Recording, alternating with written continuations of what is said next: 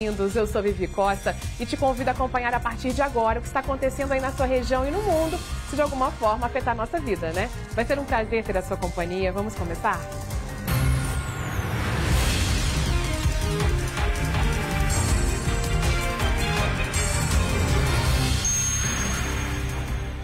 Vou trazer para vocês aqui alguns destaques da edição de hoje com os nossos repórteres que já estão aqui a postos.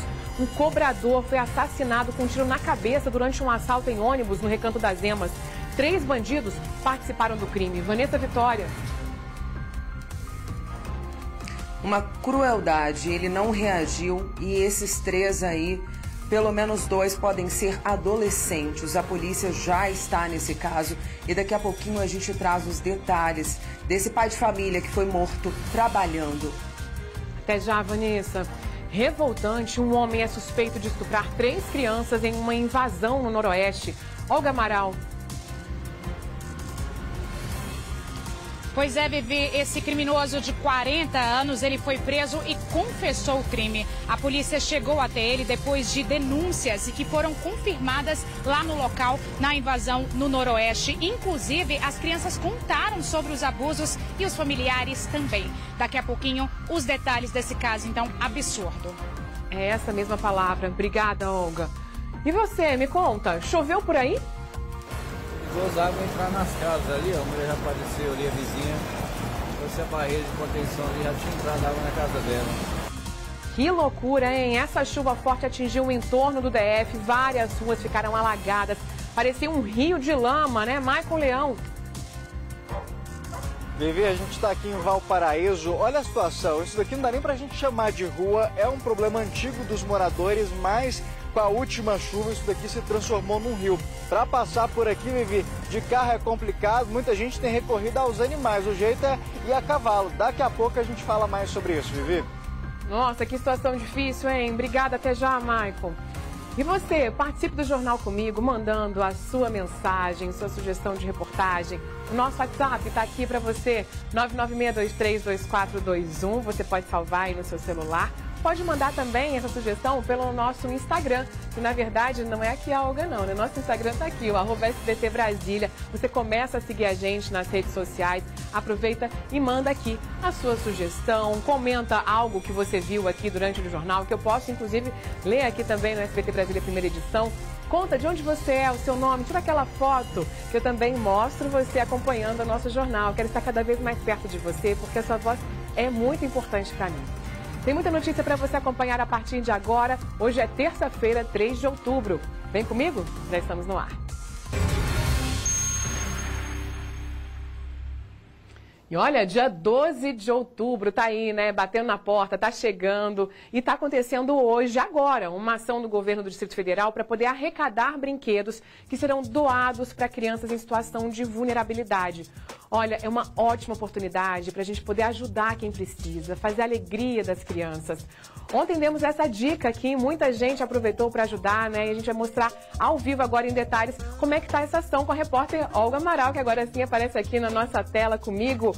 Olga, me conta aí, muita gente passando para já deixar esses presentes. Tô vendo que tá bem movimentado por aí, inclusive tem um drive-thru. Às vezes a gente não sabe, né, para onde a gente pode levar esses brinquedos. E você já tá no ponto certo aí, né?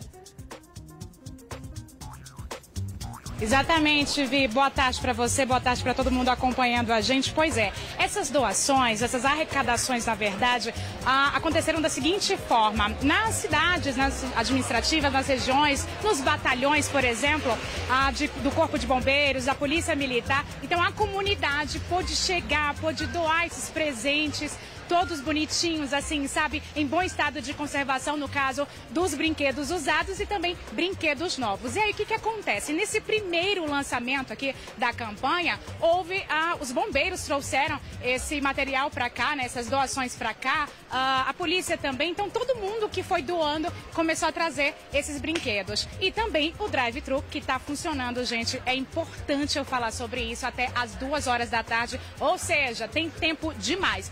Para falar sobre essa ação que está acontecendo, o projeto Vem Brincar Comigo, eu vou conversar agora com o governador Ibanez Rocha. Boa tarde, governador. Então, uma ação de extrema importância, não é? Sem dúvida nenhuma. Primeiro, meu boa tarde a todos os telespectadores, a vocês que fazem esse jornalismo de altíssima qualidade. E dizer da alegria da gente poder fazer essa campanha. A primeira-dama Maiara, juntamente com os secretários, com os presidentes de empresa, com a participação da Polícia Militar e do Corpo de Bombeiros na arrecadação de todos esses brinquedos, que são muito importantes porque eles vão chegar nas pessoas que mais precisam. São crianças na fase da primeira infância, que muitas vezes não têm condições financeiras para adquirir um brinquedo no Dia das Crianças. Então, vai chegar num momento muito importante na vida dessas crianças. Lembrando sempre que no Distrito Federal a gente tem a mania de pensar que vivemos somente no plano piloto, nisso que é muito aqui próximo, uma renta muito alta, mas nós temos aqui perto bairros muito carentes, como é o caso de Santa Luzia, o Sol Nascente e outros bairros aqui do Distrito Federal, onde esses donativos que foram entregues aqui serão entregues. Então nós temos certeza que vamos beneficiar muitas crianças, muitas famílias que vão poder fazer a alegria dos seus filhos. Parabéns a todos os secretários, presidentes de empresa, Corpo de Bombeiro, Polícia Militar, em especial a primeira-dama, que faz esse trabalho tão bom, tão bem feito, junto à cidade do Distrito Federal, atendendo essa criançada toda. Muito obrigada pela entrevista. Inclusive, eu pedi licença para o senhor para conversar um pouquinho aqui com a primeira-dama, né, sobre essa questão operacional mesmo, porque envolveu um trabalho e tanto para chegar até esse ponto, não é, primeira-dama? Muito boa tarde para a senhora. E é isso, né? Foi um comprometimento muito grande. Boa tarde a todos que estão nos acompanhando. Realmente, há uma preparação para poder chegar nesse grande momento. E o que eu sempre começo falando, que brincadeira de criança é coisa séria. Então, no poder público, a gente se envolve com as políticas públicas. Mas essa entrega, como dito aqui pelo nosso governador, que ela é simbólica, mas ela chega em quem mais precisa. Através de um brinquedo, a gente não está falando só de uma mera brincadeira de uma criança. A gente está falando de toda a capacidade intelectual dela sendo desenvolvida. Então, as emoções, o desenvolvimento cognitivo, as relações interpessoais entre as crianças, tudo começa através de uma brincadeira. Então, diagnósticos, por exemplo, de distúrbios, doenças, tudo através de um brinquedo. Então, a gente vem levando, trazendo a sociedade para participar. Então, a gente vem com toda a mão do governo, né, todos os braços do governo, então todas as administrações regionais, o Palácio do Buriti, os batalhões do Corpo de Bombeiro, da Polícia Militar, todos estão de mãos abertas, de braços abertos, mãos estendidas para receber as doações. Então, se você puder colaborar com essa campanha, saiba que a sua doação vai fazer a diferença na vida de uma criança no agora, mas no futuro dela daqui a muitos anos. Esse é um primeiro momento, né, do drive-thru, vai até as 2 horas da tarde, mas as pessoas que quiserem participar, inclusive nas regiões administrativas, podem ter acesso a, como eu falei no início, aos batalhões, né, aos locais para doação mesmo. Você faz a doação e essa doação depois é trazida para cá. Até quando, primeira-dama? Exatamente. Então, hoje até as 14 horas aqui no drive-thru. Então, você não precisa nem descer do carro. Para o carro, que já tem toda uma equipe preparada para receber. Não consigo entregar no dia de hoje. Então, você tem até o dia 10 de outubro em todos esses órgãos, todos os órgãos do Distrito Federal. Administrações, secretarias, Palácio do Buriti, Corpo de Bombeiro, Polícia Militar. Então você tem até o dia 10 para poder fazer a sua entrega. O que eu gostaria de pedir é que vocês coloquem no lugar de quem vai receber. Então, doação não é descarte. Doe aquilo que você usaria, que a sua criança usaria. Então, se possível, também de uma forma fácil para identificar se vai para menino, se vai para menina. Porque chega de uma forma mais carinhosa e a criança tem identidade ao receber esse brinquedo. É isso, para facilitar, dá para colocar, gente, tanto uma etiquetinha quanto um papel de presente transparente, justamente. A gente tem alguns aqui. Ô Magno, será que dá para você mostrar um pouquinho pra gente aqui, ó? Rapidinho, primeira-dama. Olha só o tanto, gente, de presentes, de doações aí arrecadadas. E como a gente pode perceber, ó, realmente aqui o saquinho, ó, transparente para identificar, fazer essa identificação aí dessa questão do presente para menino ou para menina. E como a primeira-dama bem falou, é importante demais a pessoa ter consciência, tá, Vivi? Você que está aí em casa, que está ouvindo a gente, as doações podem ser feitas até o dia 10, mas com esse cuidado todo dos presentes em estado de conservação, né? No caso dos presentes ou que são usados, né? A pessoa que tem ali uma criança que já passou da idade, daí já pode doar, só que a conservação boa, né? E também você aí que tem aquela amizade no comércio, né? Pode fazer de repente uma movimentação. É interessante porque é isso que eu tô te falando. Além de você movimentar ali o comércio local, você movimenta a sua vizinhança e você ensina para sua criança que desde pequeno O que isso representa? Além de você tirar da sua casa um brinquedo que para você não faz a menor diferença mais e que ele vai ser transformador numa vida de uma outra criança. Então, assim, o brinquedo que um dia me fez muito feliz, hoje pode estar fazendo uma outra criança feliz. Uma criança que cresce desde pequenininha participando de campanhas como essa, certamente ela vai se desenvolver cada vez mais sendo um adulto muito melhor. É uma forma de educar. É uma forma de educar e principalmente de mostrar que a nossa sociedade ela tem como base a solidariedade e a empatia pelo outro. Então, para a gente finalizar, aquele recado para as pessoas que estão em casa, né? Até o dia 10 dá para fazer essa doação, só para reforçar mesmo, primeira-dama, com relação a esse projeto, né? Vem brincar comigo. Então, as nossas crianças do Distrito Federal contam com você, com a sua doação, né, até o dia 10 de outubro. Não é uma campanha de governo, é uma campanha da sociedade. É um momento em que o poder público se coloca à disposição para que você venha e faça a diferença numa vida de uma outra criança, daquelas que mais precisam. Primeiro, já tem uma estimativa mais ou menos o quanto já foi conseguido aí ou ainda não foi possível a contagem por conta que já deu para perceber que tem bastante? Não, a gente ainda não conseguiu contabilizar o de hoje, né? Tem muitos brinquedos chegando e a gente já vai guardando no depósito, mas a gente tem metas. Então, não tivemos campanha no ano passado por conta das eleições. Então, a última campanha que nós fizemos foi em 2021. Foram 16 mil brinquedos arrecadados. Então, a gente quer bater a meta. O mínimo é 16 mil. Então, vamos ultrapassar aí esse corte. E a entrega depois, as instituições, né? Porque dá para chegar num bairro, como o governador falou, numa cidade administrativa, que seja realmente mais carente e fazer essa entrega. Mas instituições, por exemplo, que queiram, que tenham essas crianças já carentes, participando ali das atividades dessa organização. E aí, podem se inscrever em algum lugar? Podem participar dessa de alguma forma? A gente já tem todo esse know-how de todas as instituições que existem no Distrito Federal. Então, a gente sempre vem dando preferência àquelas que ainda não receberam. Então, assim, nós já temos uma lista de quem já está apto a receber.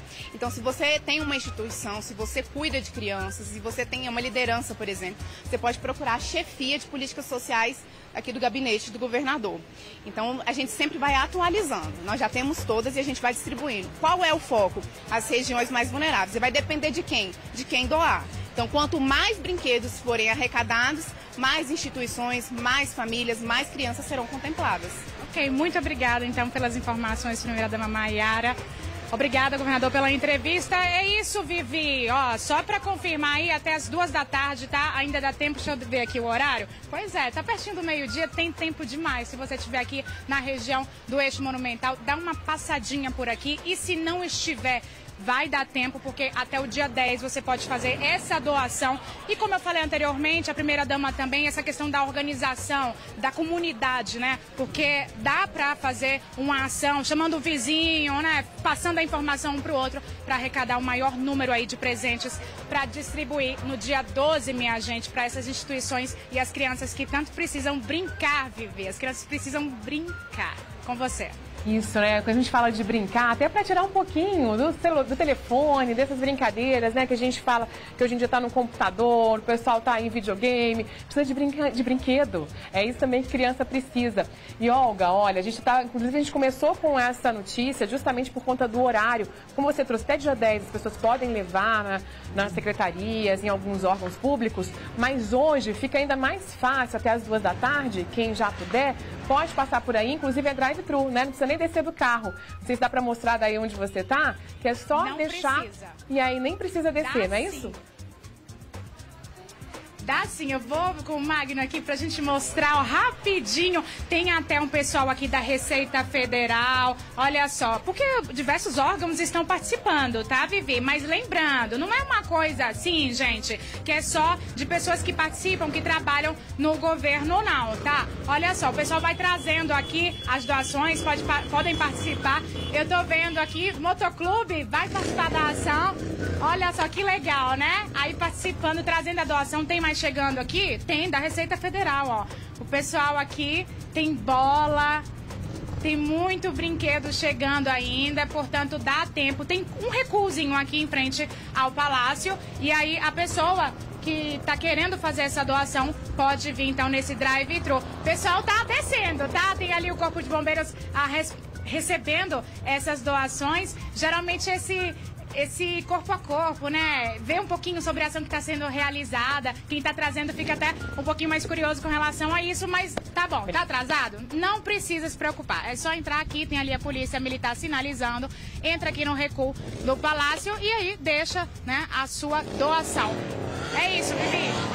Obrigada pelas informações, viu? Por essa dica também aí, valiosa pro pessoal. Já, afinal de contas, dia 12 está chegando, né? Obrigada, Olga. Até já. Agora, olha só, a forte chuva de ontem castigou os moradores de Valparaíso. Não sei como é que foi aí na sua região, se choveu muito ou não. Agora, por lá, as imagens são impressionantes. Olha isso daí, gente. A rua virou um verdadeiro rio. O repórter Maicon Leão está na cidade e aí conversou com os moradores para entender até como é que foi que eles passaram por essa enxurrada. Vamos conversar com ele aqui então ao vivo. Oi, Maicon, boa tarde para você, bem-vindo. A gente vê aí que o estrago foi grande, né? Pelo menos, olha, o que a gente está observando aí da rua, asfalto, quase que não sobrou nada. Como é que foi, hein? Conta pra gente. Oi, Vivi, boa tarde para você, para todo mundo ligado no SBT Brasília, a primeira edição. Foi um verdadeiro susto, as imagens, como você disse, além de impressionantes, elas são assustadoras. E aos poucos, Vivi, conforme vai chovendo, essa rua aqui ela vai se acabando. Esse asfalto aqui é o que sobrou de uma história já, porque hoje em dia a rua já está praticamente intransitável. Essa rua aqui, Vivi, é a Rua Guajajaras, aqui em Valparaíso de Goiás. Mas ontem, com as imagens que a gente vê, dá para chamar de Rio Guajajaras, porque essa parte aqui de pedra, de tudo, ela desapareceu por conta do nível da água que era tão forte e tão alto passando por aqui, que as pessoas que passavam aqui se arriscavam a ser arrastadas pelas águas. A gente está vendo aí as imagens ao vivo do Rogério Silva e também as imagens de ontem da chuva, o tanto que elas são assustadoras. A gente olha e fica, meu Deus, como é que isso daí era uma rua? E realmente, Vi, tudo isso foi essa rua aqui que nós estamos. Momentos de pânico, esses moradores passaram. A gente vai inclusive conversar com o pessoal aqui, Vivi. O senhor estava me contando que ontem essa rua aqui se transformou num verdadeiro rio. É verdade. Ontem e sempre que chove, né?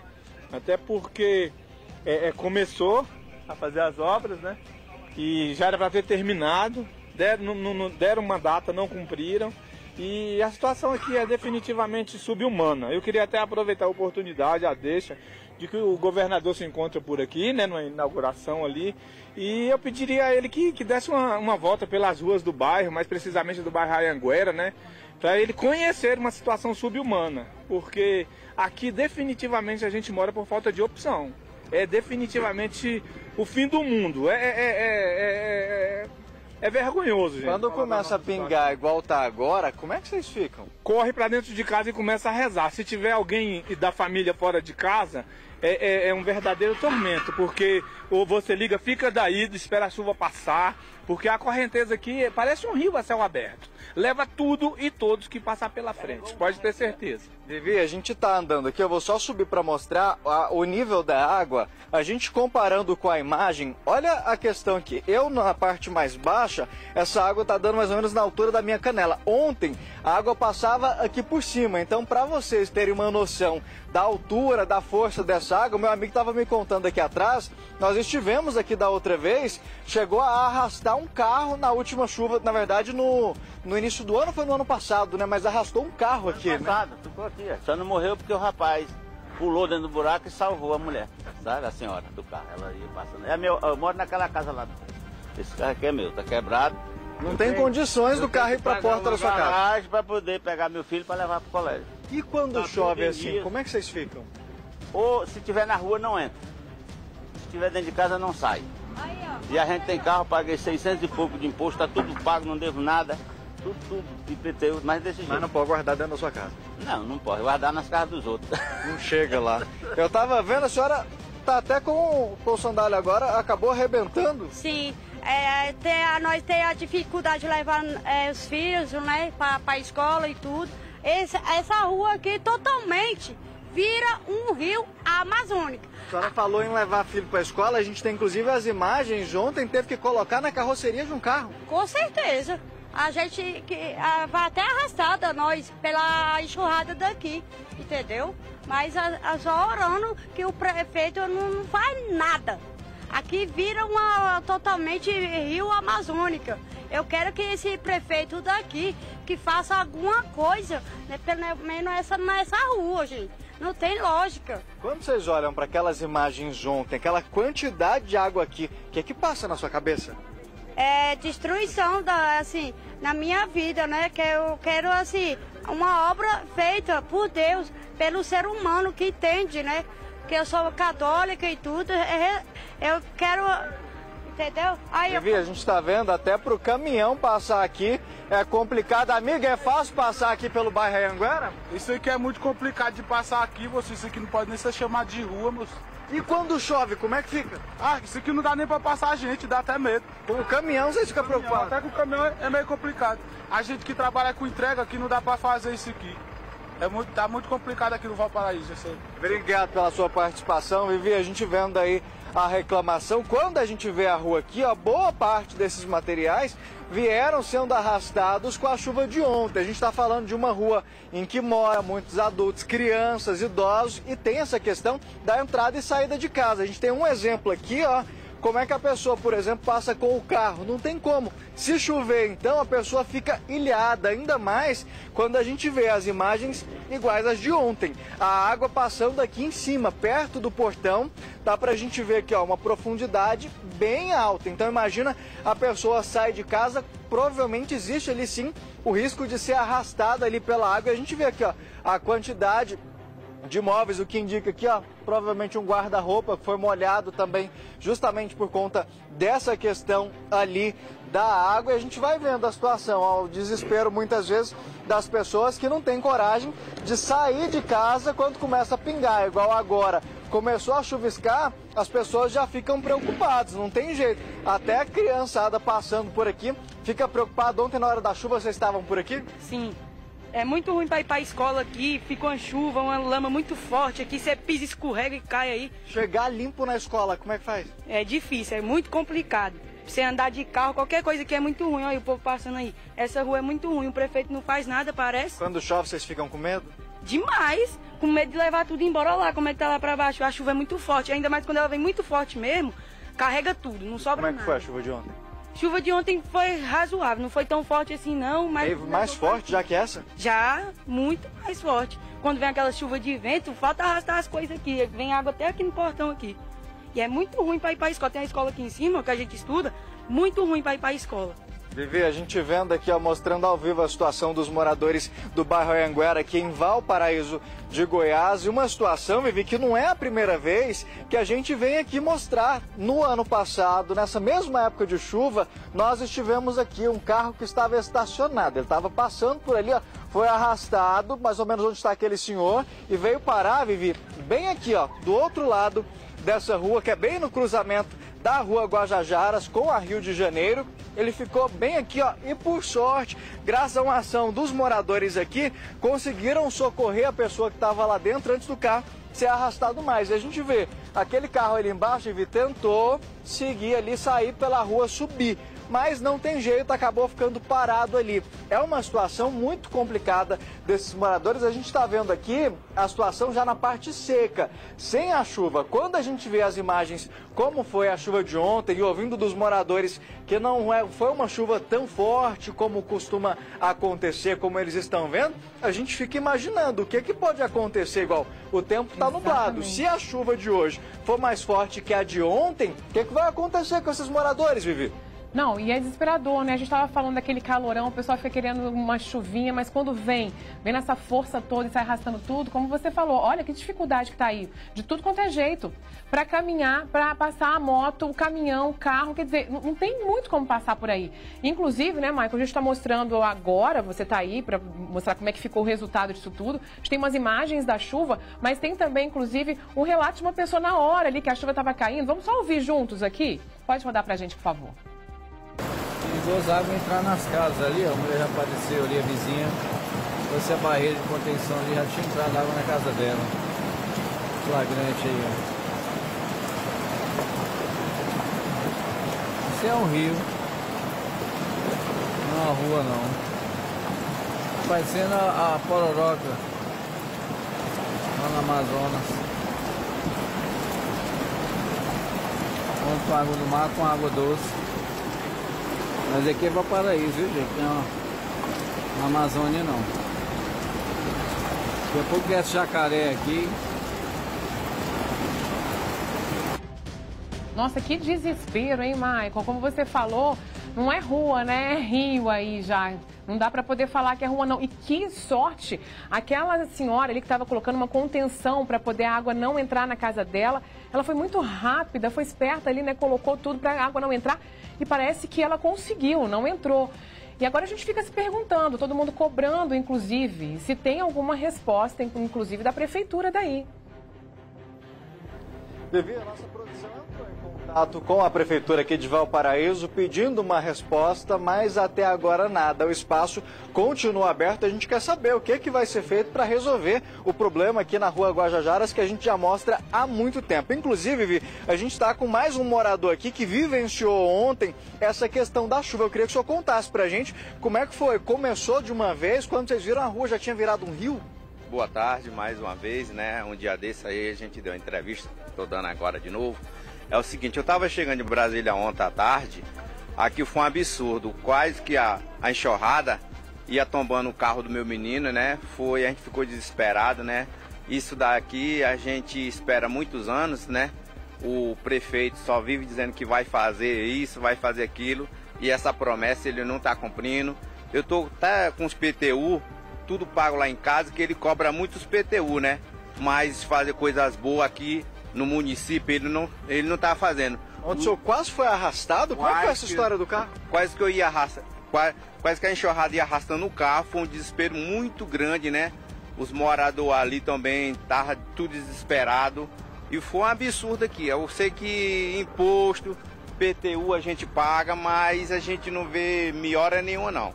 O prefeito só promete que vai fazer. Um dia desse aqui tinha um poste caindo ali por cima da quadra.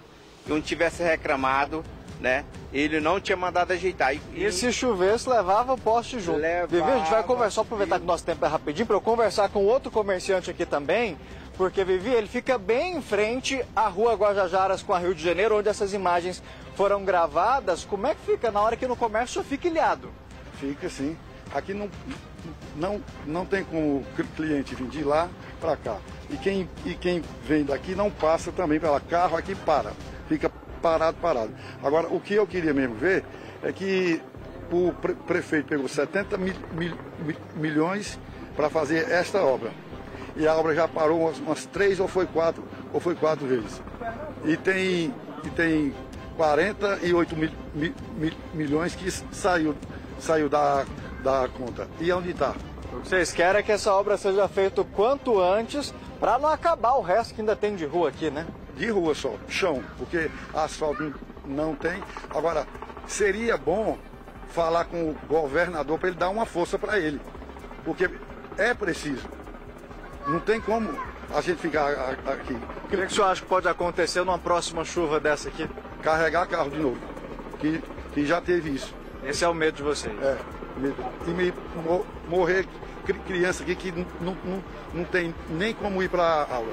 Vivi, a gente inclusive reforça o espaço aqui para a Prefeitura de Valparaíso de Goiás para explicar o que vai ser feito com essa rua, porque a gente já praticamente todo ano tem batido ponto aqui e cada vez com imagens mais impressionantes. É difícil a gente olhar para essa rua do jeito que está aqui agora e imaginar que ontem ela se transformou naquele rio que a gente vê nas imagens e pensar que é esse mesmo lugar onde passam idosos, crianças para irem para a escola, igual a gente viu aí nas imagens, as crianças sendo colocadas ali na carroceria dos carros para serem levadas ali para a escola com o mínimo de segurança, já que passar a pé por aqui era um risco. Então, a gente mantém o espaço aberto e, mais do que isso, a gente quer voltar aqui, Vivi, para mostrar esse problema resolvido e que a chuva não termine de levar, se é que dá para chamar de rua, né? O que ainda tem de rua por aqui.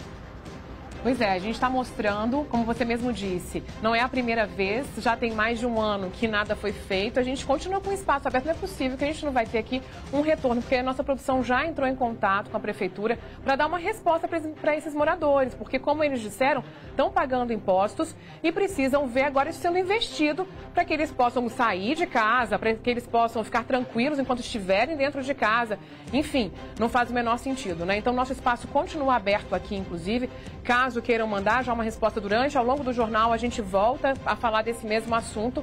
E se a gente não conseguir hoje ainda, a gente vai continuar tentando para poder tentar também ajudar os moradores aí de Valparaíso. Muito obrigada, viu, Maicon? Até já. E olha, mais um caso de violência dentro de ônibus.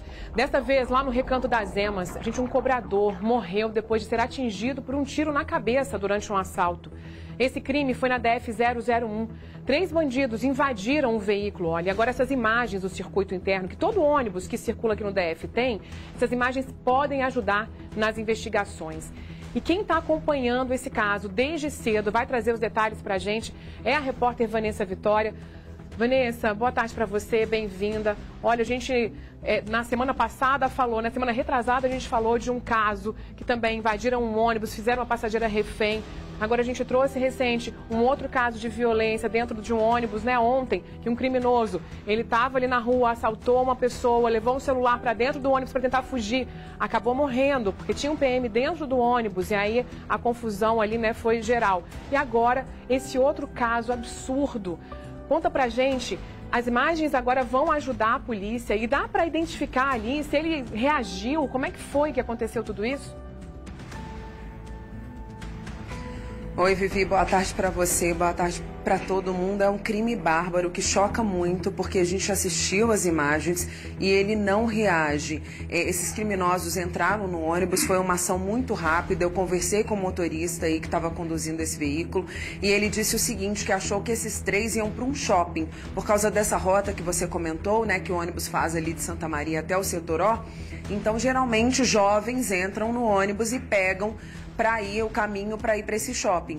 Inclusive, ele comentou que, diante da experiência que ele tem 30 anos fazendo a mesma coisa, dirigindo o transporte coletivo, ele até achou que não era bandidos, não, porque eles estavam vestindo roupas boas, jaqueta, tênis.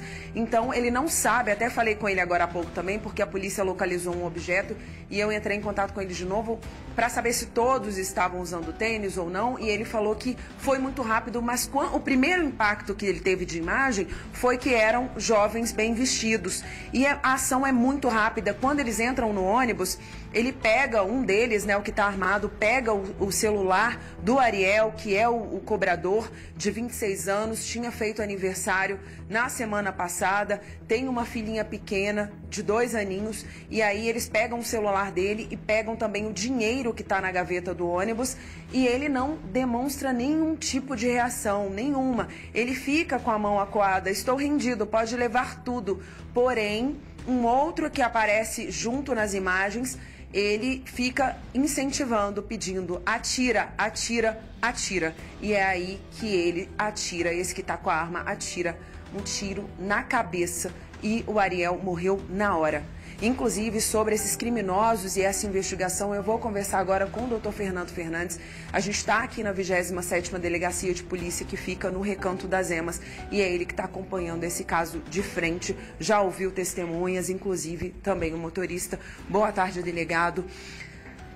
Situação que deixa a gente perplexa, né? Podem ser adolescentes, isso ainda é pior, porque se forem mesmo, punição aí é que não vai ter.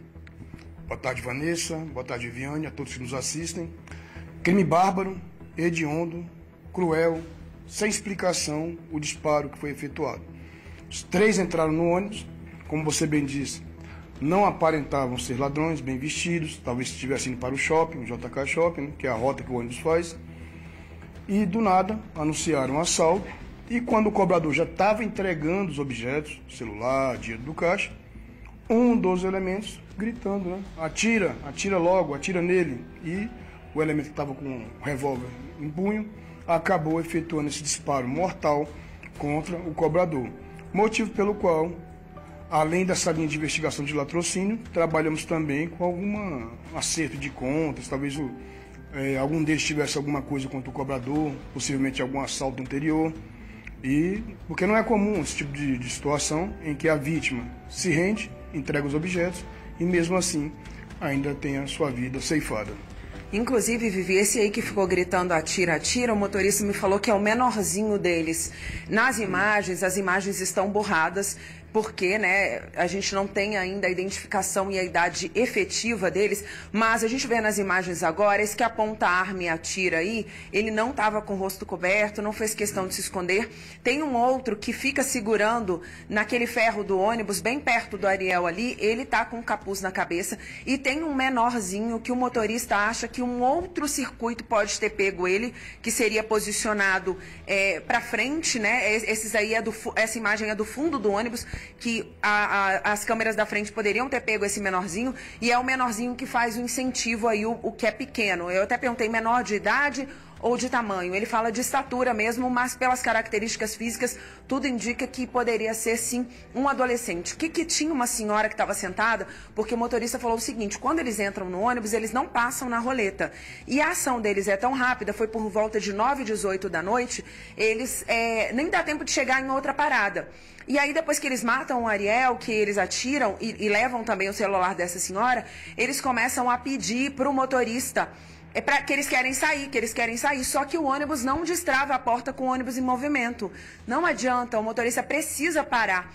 E aí o motorista falou que nem olhava para eles, olhava para frente, porque ele tinha certeza que como atiraram no Ariel, também iriam atirar nele. E aí ele consegue parar o ônibus, e ele falou, nesse momento o Ariel estava caído já, ali na gaveta de cobrador, já estava caído morto. E aí, quando ele freia com tudo, é que o Ariel cai no corredor do ônibus. Assim, um relato impressionante que ele me deu por telefone. Ele não está em condição nenhuma de trabalhar. Ele falou que tinha entrado com pedido de aposentadoria, que depois dessa ele não consegue, que ele já foi assaltado em outras situações, mas nunca viveu um momento de tanta tensão, de tanto pânico, como os que ele viveu ontem. Até, Vivi, a Pioneira, que é a empresa de transporte coletivo aí, que o Ariel trabalhava, né, já estava há bastante tempo nessa empresa também, embora não tenha tanta idade assim, né, acabou de completar 26 anos, diz que lamenta, que está colaborando, inclusive com as investigações, está ajudando a polícia. Eu quero até falar de novo com o doutor Fernando a respeito dessas investigações, porque a gente está aqui na delegacia desde cedo, como você falou, Vivi, e o tempo inteiro é apuração no celular do delegado, é apuração por meio dos agentes. Outros delegados aqui da delegacia também, está todo mundo mobilizado diante desse caso aí chocante e bárbaro para poder fazer a identificação, inclusive em apoio com as delegacias de adolescentes também, né, delegado? Vocês estão fazendo isso para checar e descobrir efetivamente se são maiores ou não e se já tem alguma passagem deles pela polícia. Exatamente, Vanessa. Desde ontem, nossos agentes estão empenhados nessa investigação, esse crime bárbaro. Graças a Deus, estamos recebendo várias denúncias, informações, pelo 197, até aqui mesmo na delegacia, o pessoal vem, informa ou liga para cá. E estamos aproveitando as imagens que nós escolhemos agora de manhã, junto à empresa Pioneira, para fazer um cruzamento com algumas imagens das delegacias especializadas, DCA1 e DCA2, pois, se confirmadas as denúncias que chegaram até agora, pelo menos 2 deles seriam adolescentes e com várias passagens criminais, inclusive outros crimes de roubo.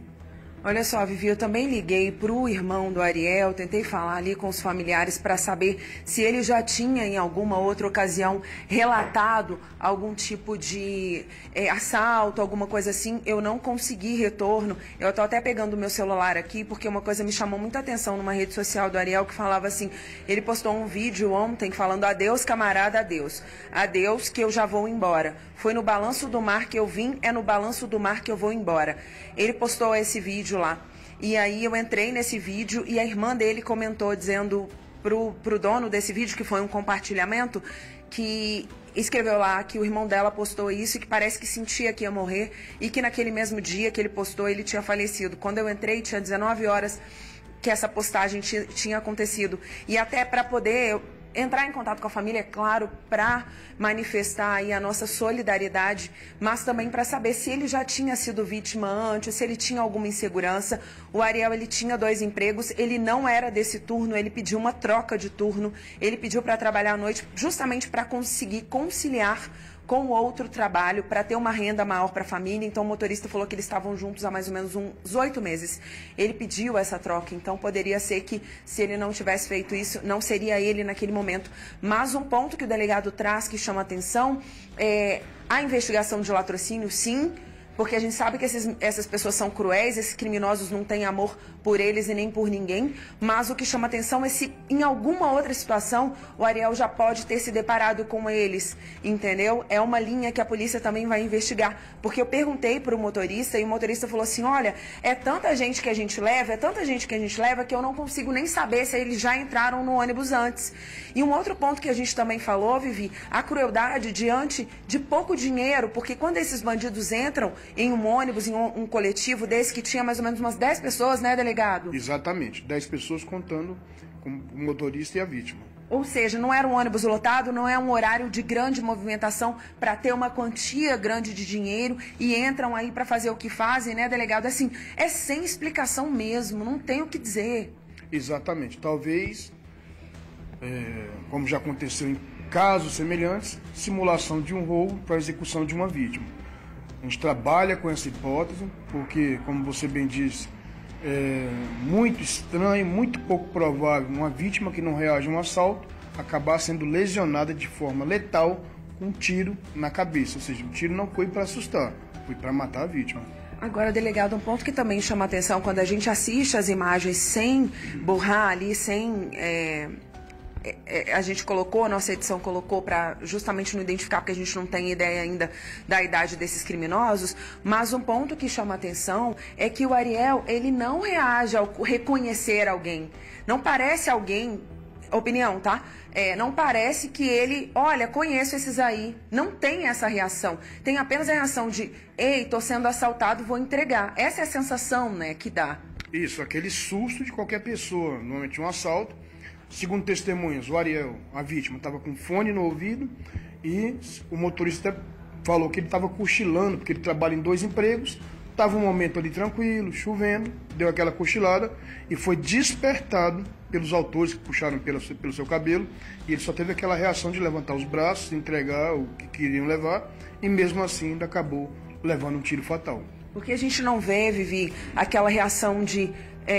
peraí, calma, vamos conversar. Não tem isso, não tem isso. Tem apenas assim, pode levar, sabe? Aquela reação de leva o que quiser, entendeu? Leva o que tá na gaveta, leva o que tá... leva o celular, inclusive, dele, que também estava na gaveta. Levaram dessa mulher, então assim, entraram realmente com o intuito de roubar. Esse é o ponto. Agora, o Ariel não ter reagido e ter sido vitimado aí nesse assalto é um ponto que a polícia tem que ir além da investigação, porque obviamente que o que a gente quer é que a gente nunca, jamais queria que tivesse acontecido isso.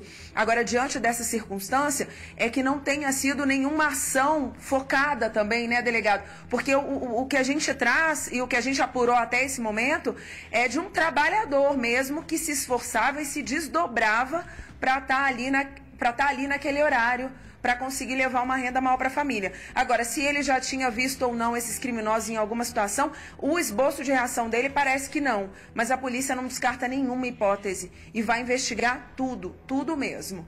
Pois é, e acontecem algumas coisas que a gente fica se perguntando mesmo, né, Vanessa? Você trouxe aqui essa informação de que ele tinha repostado, né, um post de uma música, meio que se despedindo no perfil dele.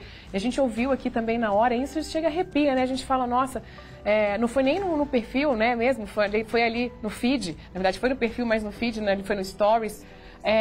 E a gente fica se perguntando, será que ele estava passando por alguma coisa, né, para poder colocar essa música ali, parecendo que se despedia, ou não, foi algo realmente que ele colocou do nada, né? Muitas vezes a gente vê uma música, gosta, coloca, e de repente no dia seguinte acontece isso com ele.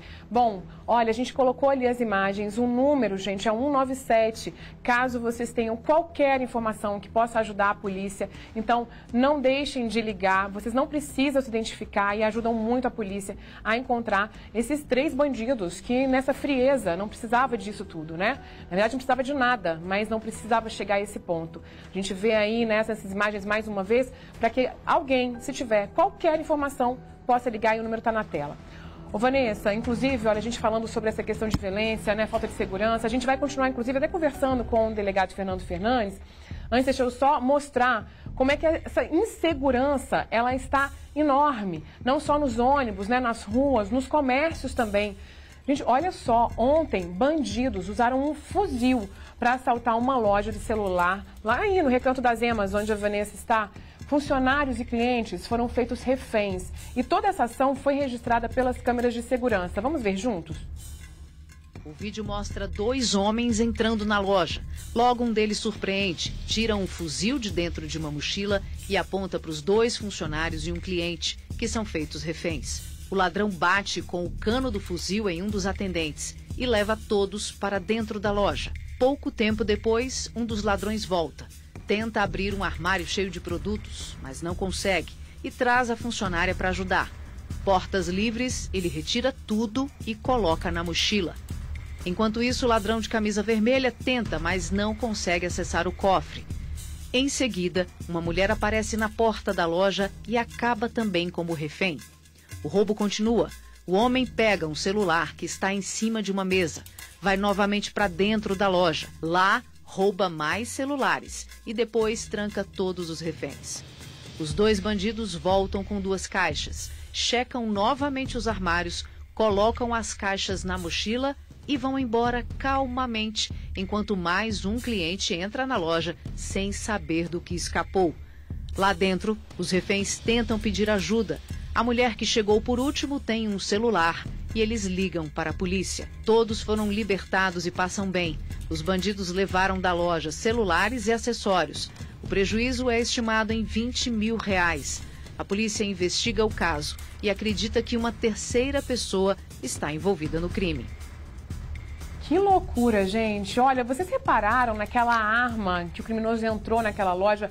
Eu fiquei me perguntando, não sei vocês, mas se era realmente de verdade. E eles, por acaso, já foram identificados, Anissa? Olha aí, olha no detalhe. Pois é, Vivi. Então, já foram identificados, não todos, tá? O que chama atenção também é que ele tem essa arma. E olha lá, ele encosta na atendente. Ele chega a bater. Ó, mais uma vez, encosta no homem também, nos 2. Então ele chega com violência, bem truculento, com colete ainda. Olha lá, ele tá com colete azul, justamente para intimidar, porque isso aí não é colete à prova de balas nem nada não. Mas ele pega essa arma ali e ele dá um cutucão na mulher sentada e depois dá também no atendente, logo à frente. E eu estava conversando com um delegado aqui e o que parece é que aquelas armas que o pessoal usa, né, é de airsoft, né, delegado? Exatamente. Tudo leva a crer que não seja uma arma de fogo de verdade, né? Um simulacro, uma arma de airsoft, mas no momento do assalto, a gente orienta as vítimas a de forma alguma reagirem, ainda mais sem saber, ter a certeza que se trata ou não de uma arma de fogo. Detalhe também é que a gente trabalha com a possibilidade da participação de um terceiro elemento que estaria num carro branco, 2 ruas atrás do comércio, e que teria dado fuga a esses 2 elementos. Nossos policiais também estão atrás de imagens no local. Um dos elementos já foi totalmente qualificado, já está identificado. O segundo, parcialmente identificado. E estamos agora atrás do possível terceiro elemento, o comparsa, que teria dado fuga aos ladrões. Esse identificado, delegado, tem passagens? Passagem por uso de drogas, roubo, furto e receptação. Esse identificado é o de colete, ou com que está com a arma, ou é o outro? É o que estaria com a arma. Já tem outras passagens, então foi facilmente identificado aqui pela nossa própria equipe de investigação, pois as imagens, algumas delas são muito boas, esclarecem bem o rosto, a fisionomia do elemento. Aparentemente jovens também. Todos jovens. Um teria 19 e esse outro identificado 20 anos de idade. Ou seja, acabou de sair aí já devia estar cometendo esses outros crimes quando ainda eram adolescentes. Esse pelo menos identificado. Isso, alguns quando adolescente e já como adulto já tem uma receptação e um furto. Está perto de pegar esse pelo menos identificado, delegado? Como é que tá as buscas por ele? Esperamos que sim. Os policiais estiveram ontem nas casas conhecidas dele e de parentes. Hoje também estão procurando. Se ainda conseguirmos localizar hoje, faremos a prisão em flagrante. Se não, vamos representar pela prisão em flagrante dele. E o segundo comparsa, que já está bem adiantado a sua identificação.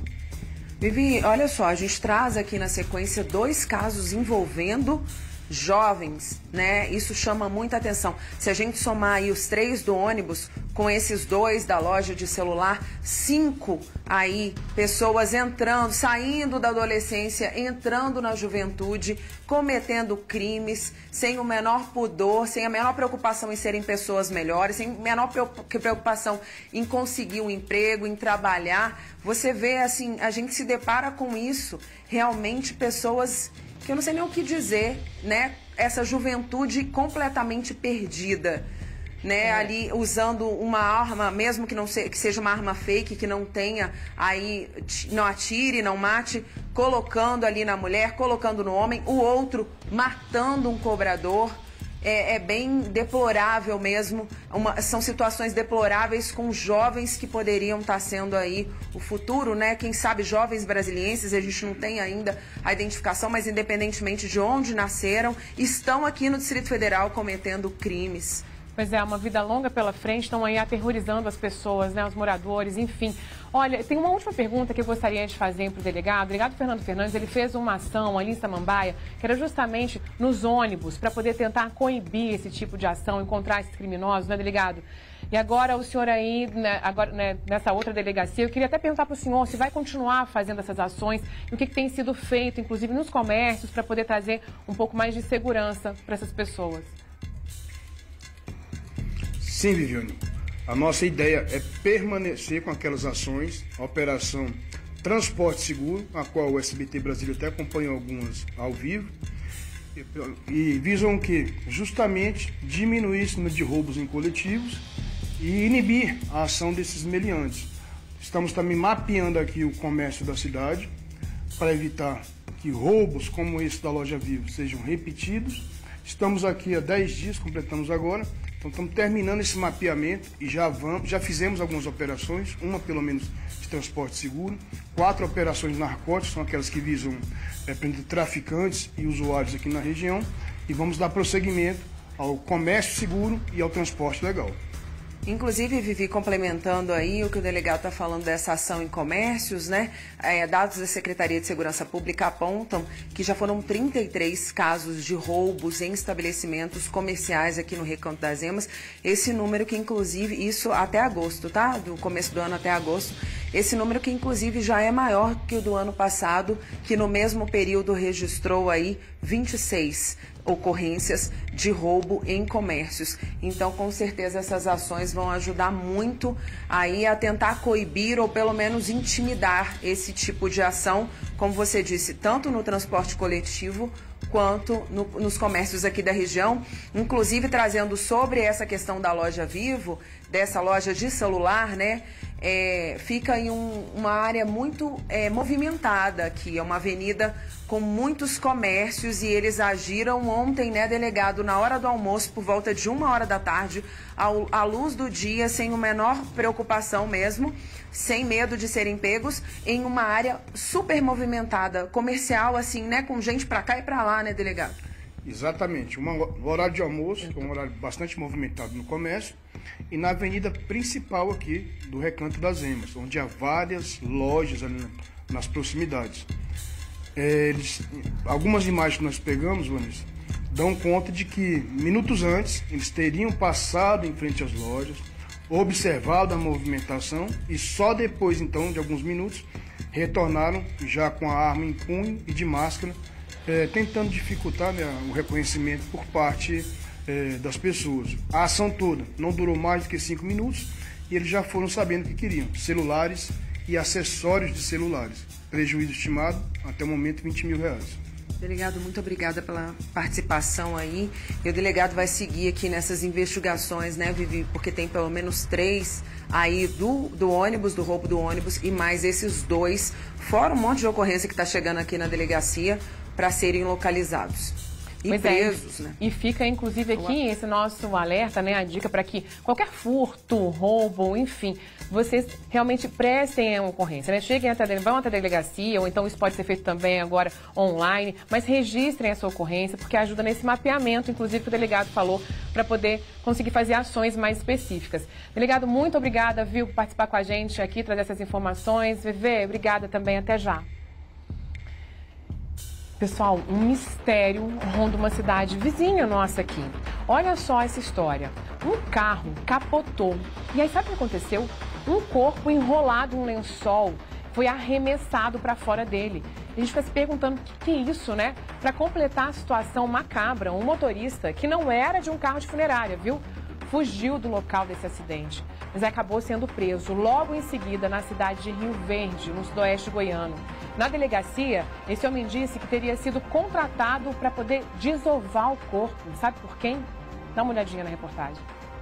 O caso aconteceu na BR-060 em Rio Verde. Esse carro acabou capotando na via e chamou a atenção de quem passava pelo local. Esse poderia ser mais um acidente rotineiro que acontece nas rodovias goianas, se não fosse por um detalhe, o desse vídeo. Um corpo enrolado em um lençol, caído bem ao lado do veículo que capotou.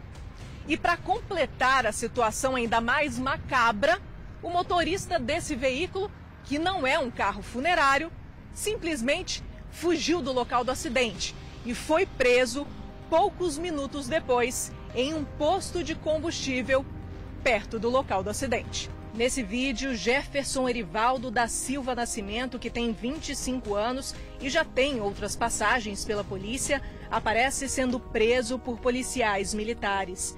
De acordo com a PM, ele teria sido contratado para desovar o corpo de uma fisioterapeuta de 25 anos, identificada como Larissa Araújo. No interior do veículo foram encontrados diversos objetos, como botijão de gás e uma televisão, que possivelmente seriam da vítima.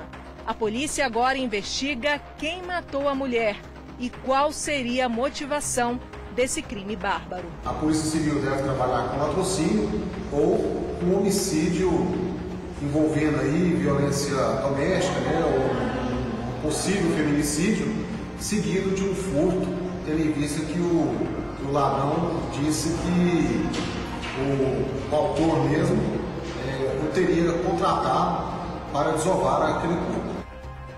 Que loucura essa história, né? Se por Deus esse homem se envolveu num acidente, porque por quanto tempo o corpo dessa mulher poderia ter ficado ali sendo procurado, né? Nossa, é cada uma que a gente vê. E a delegacia de Vicente Pires prendeu 7 traficantes de drogas no mês passado. A última prisão foi gravada pela equipe de inteligência da ADP e pelas câmeras de segurança do comércio local. Veja como... Depois de receber uma denúncia anônima, os agentes da Polícia Civil conseguiram o contato do suspeito e marcaram nesse comércio o ponto de entrega da droga. O homem de 29 anos chega na moto, repassa a droga para o agente da Polícia Civil que se passava por usuário. O homem recebe o dinheiro e o agente saca a arma para dar voz de prisão. O bandido corre em direção à rua. Repare em câmera lenta que ele tropeça e cai na frente do carro. O agente consegue prendê-lo. A ação foi na última sexta-feira. Segundo a polícia, é a 4ª passagem desse suspeito pela polícia por tráfico de drogas. A delegacia continuará combatendo a criminalidade na cidade, o combate ao tráfico de drogas, e mais prisões acontecerão nos próximos dias e meses. E policiais militares que estavam num posto policial no Varjão foram abordados por 2 crianças que estavam lhe pedindo ajuda. Por quê? Porque o pai tinha esfaqueado a mãe. Ao chegarem à casa da família, os militares encontraram a vítima ensanguentada e ela ainda tentou dizer que o marido não tinha culpa, olha só. Mas depois de abordado, um homem confirmou ter esfaqueado a mulher e indicou onde tinha jogado a faca. A vítima foi atendida pelos bombeiros e levada para o hospital de base e o homem levado para a delegacia. Olha essa situação, a gente vê as crianças desesperadas procurando ajuda da polícia ali para poder salvar a mãe. E a mãe naquela hora ainda tenta defender esse homem.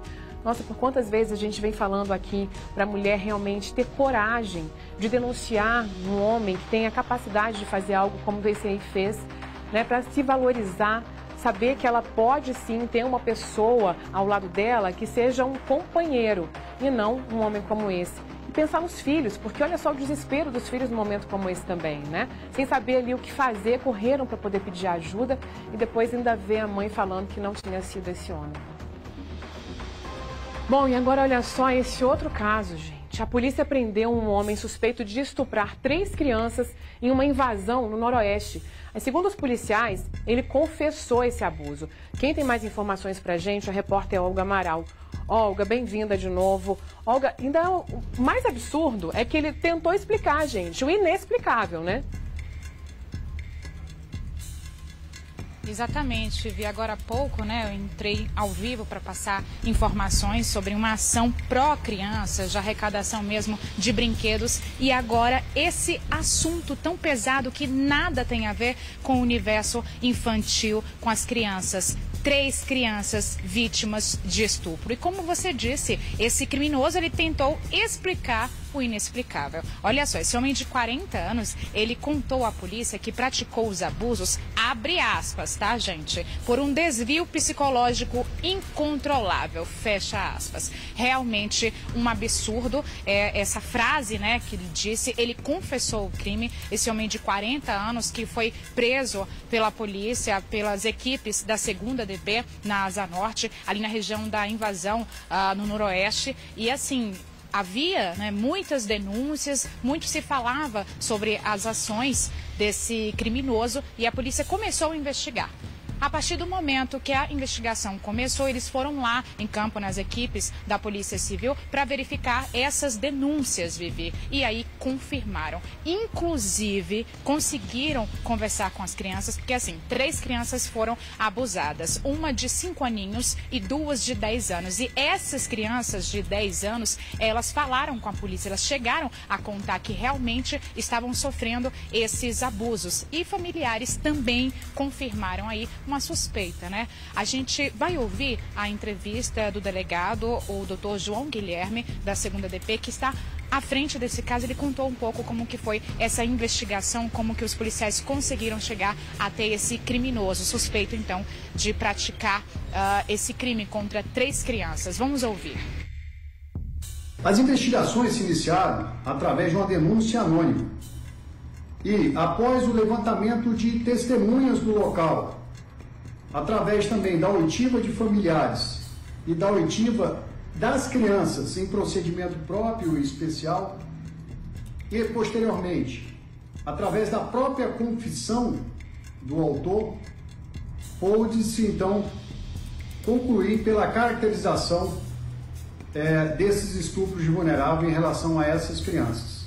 Na delegacia, o autor confessou que estaria praticando esses crimes, esses estupros, em decorrência de um transtorno psicológico que o forçava a praticar esses crimes. Ele chegou a dizer que era uma espécie de demônio que o tomava e o forçava ao cometimento desses abusos sexuais. Até o momento, nós temos 3 vítimas aí identificadas, 3 crianças, como dito, 2 de 10 anos e uma de 5. E contra uma dessas crianças, há apontamentos que este homem vinha praticando abusos sexuais há aproximadamente 5 anos. Este autor já tinha passagem em condenação criminal por furto e, se condenado pelo crime de estupro de vulnerável, pode pegar uma pena de até 15 anos por cada fato praticado. Há informações de cometimento de outros crimes, de outros estupros por parte dessa pessoa. Então, nós pedimos à comunidade que, acaso saiba de algum fato ocorrido na invasão do Noroeste igual a este, que procure a 2ª DP no número fornecido ou no número 197, onde o denunciante fica com seus dados absolutamente preservados. Importante demais essa fala aí do delegado com relação à questão da denúncia. Afinal de contas, os policiais conseguiram chegar até esse criminoso justamente por conta de denúncia. E o que acontece? É interessante também a gente pontuar o seguinte, que esse caso, né, que foi descoberto, na verdade são 3 crianças que foram abusadas, como o delegado disse, isso daí pode ser a pontinha só, gente, desse caso todo, porque assim, na verdade, esse rapaz ele já já foi preso, esse homem já foi preso por furto, só que também há essa suspeita de outros crimes relacionados à criança, né? Então, as investigações, elas não vão parar. Outro ponto também importante que a gente traz aqui é o seguinte, com relação às crianças. 2 crianças, elas receberam toda a assistência, foram ouvidas e voltaram para a família nesse ambiente aí, né, nessa invasão no Noroeste. Só que a polícia está à procura de uma outra família, porque a terceira criança que voltou à convivência com a família acabou, gente, a família indo embora do Distrito Federal. Então, tem alguma coisa aí que a polícia quer descobrir, né, o que teria acontecido para essa família acabar fugindo do Distrito Federal. Então, é uma investigação que agora ela está mais profunda. Envolve essa questão dessa fuga dessa família, afinal de contas, as autoridades querem saber o que essa criança, então, anda passando. Por que essa família levou essa criança embora, né? A partir do momento que há uma denúncia como essa, uma rede de apoio é acionada para cuidar desse tipo da criança que sofre esse tipo de abuso. Então, o que teria acontecido para que houvesse essa fuga dessa família? Então, a polícia está de olho nessa situação, além de, como eu falei, da investigação de outros casos aí envolvendo esse homem suspeito de estuprar 3 crianças. Um homem de 40 anos que segue preso, então, e se condenado, como o delegado falou, pode pegar aí 15 anos de prisão. Vivi? Olha, é uma história tão absurda e, como o delegado falou, outras crianças talvez tenham passado também por uma situação como essa, então é importante que denunciem. Olha só o alívio que deve ter sido para essas crianças quando alguém teve coragem de fazer essa denúncia anônima. A pessoa não precisa se identificar, a polícia investiga para chegar até esse homem que, olha só, ele agia de uma forma em que ele se dizia possuído. Quer dizer, quantas outras crianças e por quanto tempo ele fazia isso com essas crianças? Então agora, sim, está atrás das grades, mas então fique atento aí também aos seus filhos, enfim, para que, se por um acaso tiver qualquer sinais aí, né, qualquer sinal de que ele passou por uma situação de violência, que possa realmente procurar a polícia. Isso é importante para a criança, para que ela possa se sentir ali também abraçada por alguém e cuidada, e também para que outras não passem pela mesma situação. Obrigada, viu, pelas suas informações. Até já, Olga. E olha, postes de energia tortos e rachados, com ferragens expostas. Um problema que atinge Samambaia e algumas outras regiões administrativas também. A denúncia dessa situação perigosa foi feita pelas nossas redes sociais, pelos nossos telespectadores, e virou inclusive reportagem que você vê agora. De longe não dá para ver, mas quem se aproxima deste poste na QR 406 de Samambaia logo percebe o tamanho da rachadura. É um poste perigoso que está aqui na avenida principal da cidade, a Divisas das Quadras, né? E se alguém triscar nele com esse período de chuva, né, que é concreto, pode querer cair, né? Poste torto, com ferragem exposta, em frente à casa do seu Antônio, na QR 401, essa é a situação. Ele conta que o problema se arrasta há anos. Já tem de 10 para 11 anos já, no estilo que ele está aí, né? Tudo já descascando, a ferragem exposta. Neste poste da 1ª Avenida Norte, o concreto está se soltando. Os pedaços ficam aqui na calçada e, segundo os moradores, acabam caindo na pista. Cai no meio da rua e acaba o carro passando e jogando em algum pedestre que passa na calçada. O líder comunitário conta que já acionou a administração da cidade. Nós queremos que a ANEEL venha cumprir o seu dever, que esses postes já está passando de trocar e já está precisando urgentemente fazer a manutenção. O problema se repete em outras regiões do DF. Leandro Selva mandou um vídeo para nossa equipe mostrando o poste entre as quadras 9 e 11 do Jardins Mangueiral. Esse poste aqui está ameaçando cair, inclusive ele já está inclinado. Em Ceilândia, o morador mostra como está um poste na EQNP 7/11. Além de ter medo aonde a gente passar, e quem está de carro, né? Aconteceu um acidente, fazer uma coisa mais pior.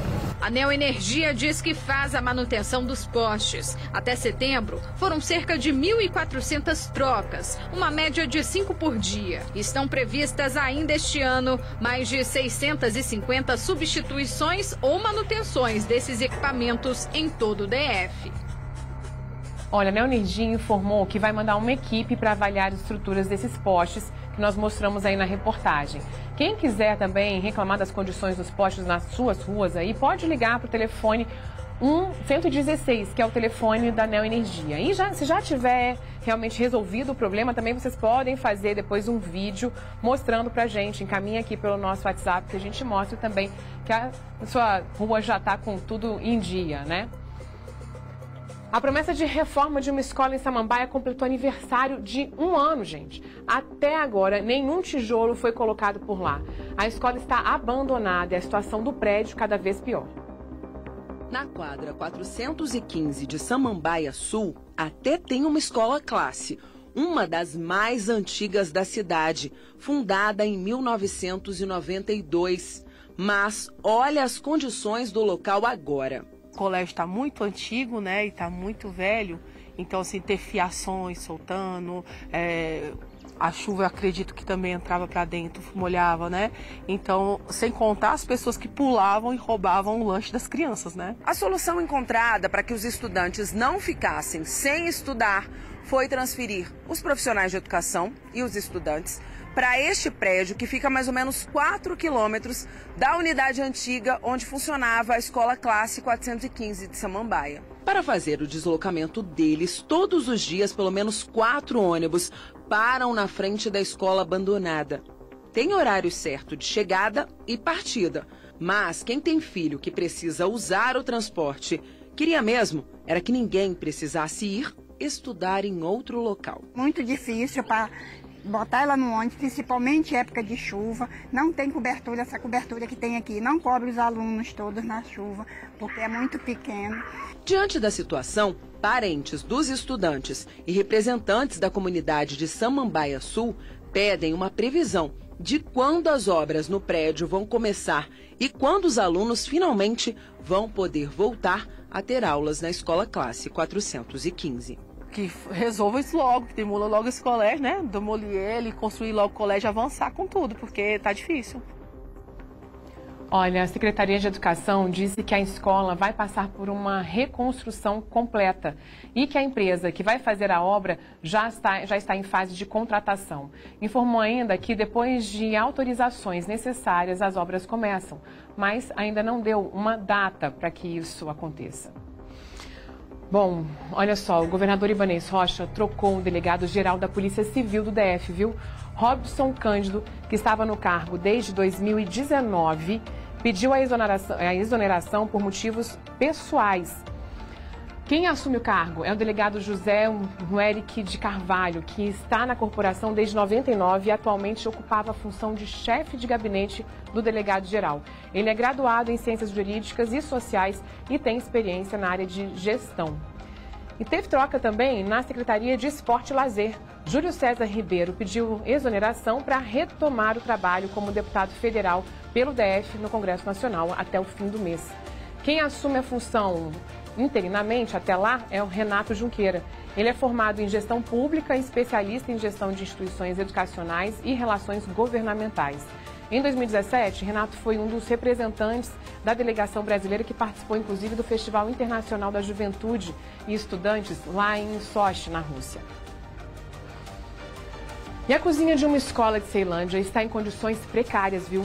E coloca em risco, inclusive, não só a saúde das crianças, mas a segurança de todos por lá. Isso porque, além dos alimentos estarem estragados, os botijões de gás ficam em locais inapropriados. Vejam só. Em vistoria à Escola Classe 59 de Ceilândia, o Conselho de Alimentação Escolar identificou várias irregularidades. Condições bem inadequadas, bem pequena. Olha o fogão. Ali embaixo, próximo, botijões de gás. Ali, encanações provisórias, né? Tubulações provisórias. Buracos, podem entrar bichos, né? Torneiras. Aqui falta aquela tela milimétrica nas janelas superiores, né? No depósito, prateleiras enferrujadas, alimentos encostados, frutas no chão e paredes descascadas. E as condições da cozinha e depósito são totalmente inadequados para os padrões exigidos. Tem também a questão da segurança das merendeiras, professores, alunos e todos que frequentam a escola, pois os botijões de gás ficam próximos ao fogão industrial, podendo causar um acidente grave. De acordo com informações da Secretaria de Educação, a Escola Classe 59 de Ceilândia foi fundada em 1989, já em caráter provisório. Em 2018, por causa da falta de estrutura, os alunos foram transferidos para outro local. Eles ficaram no Centro de Ensino Médio 4 de Ceilândia, enquanto a escola seria reconstruída. Mas até agora, 5 anos depois, a obra ainda não está pronta. O governo precisa acelerar a obra e entregar a escola que está sendo reconstruída o mais rápido possível, devolvendo assim para a comunidade escolar uma escola nova, com um ambiente adequado e seguro. Nós entramos em contato com a Secretaria de Educação, que disse que vai fazer uma vistoria na escola para poder verificar a situação e adotar as providências de acordo com as normas estabelecidas pela Diretoria de Alimentação Escolar. Sobre a reforma da Escola Classe 59, a Secretaria explicou que as obras estão em andamento e a previsão de entrega é para 2024. Olha, gente, durante esse mês, Brasília recebe uma tradicional exposição da ONG Recomeçar, em alusão ao Outubro Rosa, que é um mês de conscientização sobre o câncer de mama. Quem mostra pra gente essa exposição é a Vitória Mello. Veja só. Oi, Vivi, boa tarde a você, boa tarde a todos. Outubro, né, mês de conscientização sobre o câncer de mama, e a Secretaria da Mulher está com diversas ações para justamente conscientizar a população, começando com essa exposição que está aqui no anexo do Palácio do Buriti. Mas quem vai explicar um pouquinho para a gente sobre essas ações é a secretária da Mulher, Gisele Ferreira. Boa tarde, secretária. Esse é só o início dos trabalhos, né? Boa tarde, estamos abrindo o Outubro Rosa com chave de ouro, uma exposição onde aquelas mulheres que superaram o câncer de mama estão com fotos aqui, com semblante mostrando, inspirando outras mulheres a buscar o tratamento, a buscar o seu autoexame, e nós também vamos estar focando na saúde da mulher. A Secretaria da Mulher, ela trabalha diversas pautas, mas esse mês, especialmente em Outubro Rosa, refere-se à saúde da mulher. Nós vamos ter diversas ações na Casa da Mulher Brasileira, nas cidades, nas RAs, levando saúde também para a gente cada vez mais fazer esse atendimento precoce, para fazer esse diagnóstico precoce. E por trás dessas mulheres aqui são lutas, são mães, são filhas, são irmãs que venceram câncer, e elas estão aqui para inspirar as mulheres a procurar ajuda. E são quais tipos de atividades, né, que vamos ter ao longo desse mês? Nós vamos ter, abrindo essa exposição aqui, nós vamos ter roda de conversa, nós vamos ter atendimento presencial de saúde na Casa da Mulher Brasileira, nós vamos ter tendas também, levando esse material nas cidades. A gente não vai parar, é um calendário todinho de ações. Essa exposição também vai estar na Câmara Legislativa, vai estar no Senado. Nós estamos ampliando aí a divulgação e colocando para as mulheres procurar ajuda, para as mulheres saberem que existem vida, que existem mulheres que estão por trás que podem ajudar. Muito obrigada, secretária. Agora, Vivi, nós vamos falar com a Joana, que é presidente da ONG Recomeçar, não é isso, Joana? Para falar um pouquinho, né? Você é uma dessas mulheres que está aqui na exposição, né? Exatamente. Eu também tive o diagnóstico do câncer de mama, sou fundadora e presidente da Recomeçar, a instituição que está por trás dessas fotos maravilhosas. A gente quer mostrar que é possível sim vencer o câncer de mama. São 12 mulheres que tiveram em comum o diagnóstico do câncer de mama, mulheres com força, de atitude, que tiveram sim todo o tratamento, a maior parte pelo Sistema Único de Saúde, para mostrar também que o nosso SUS ele dá todo o tratamento que as mulheres necessitam. Isso é muito importante, ter acesso à mamografia de rastreamento, ter acesso ao diagnóstico precoce do câncer de mama, a quimioterapia, a radioterapia, todos os tratamentos curativos da doença. São mais de 1.000 mulheres diagnosticadas aqui, todos os anos pela doença, e no Brasil são cerca de 74 mil novos casos.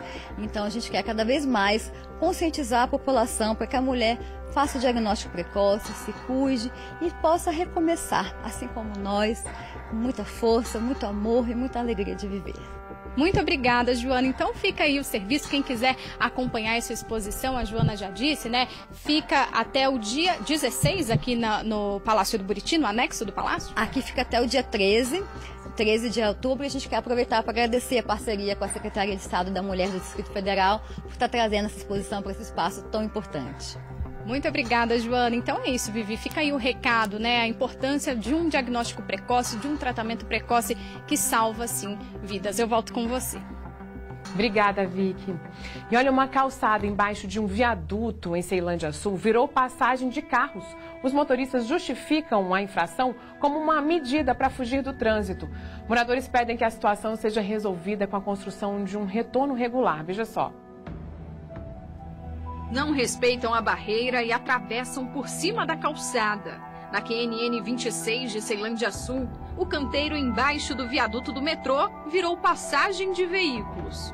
Os motoristas atravessam ali por baixo para acessar as quadras residenciais. A justificativa de quem comete a infração é que o retorno mais próximo fica a cerca de 1 quilômetro. O retorno é lá na Casa do Chapéu, lá na 8. Segundo os moradores, o número de veículos passando pelo local proibido aumentou com as obras de recapeamento na Elmo Cerejo. É que muita gente tenta fugir do congestionamento, acessando a via residencial. Seu Francisco mora na região há 40 anos e conta que os carros sempre passaram por ali. Ele mesmo já fez isso, mas parou de cometer a irregularidade porque doeu no bolso. Agora eu não passo mais não, que eu fui multado. Aí agora eu não passo mais de jeito nenhum. Transitar com veículos em calçadas é infração gravíssima. A multa pode passar de R$ 800 e o motorista ainda leva 7 pontos na carteira. Para este morador, as autoridades de trânsito deveriam liberar o acesso ou criar um retorno mais acessível para a população. Eu acho que valeria muito a pena usar esse espaço, que não serve para nada, passar o metrô por cima, né, criasse um retorno aqui para a gente ter mais comodidade para chegar em casa, né, já que o trânsito está tão caótico. Olha só, o que você acha de encontrar no meio da quadra onde você mora vários remédios jogados ali pelo chão? Isso representa um risco, principalmente para crianças e para os animais. Já para o meio ambiente, é perigoso a contaminação do solo. E é isso que está acontecendo, é uma realidade lá na 116 Norte. O repórter Maicon Leão foi até o local para saber o que está acontecendo. Conta tudo para a gente agora.